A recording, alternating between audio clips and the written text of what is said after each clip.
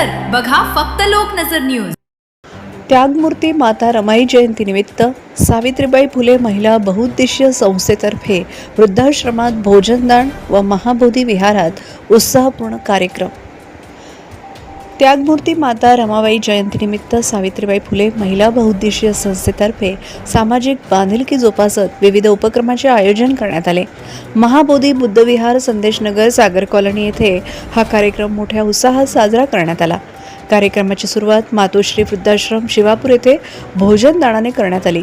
संस्थेतील महिलांनी वृद्धांना भोजनदान देत त्यांच्यासोबत संवाद साधला आणि श्रमदान करून मानवतेचा संदेश दिला। संध्याकाळी सर्व उपासिका महाबोधी विहारात एकत्र येऊन वंदनेने कार्यक्रमाची सुरुवात करण्यात आली। त्यानंतर मुलामुलींनी माता रमाई यांच्या जीवन कार्यावर आधारित गीत आणि भाषणांचे सादरीकरण केले। राजमाता जिजाऊ महिला लेझिम पथकाने दर्जेदार लेझिम सादरीकरण करून उपस्थितांचे लक्ष वेधून घेतले।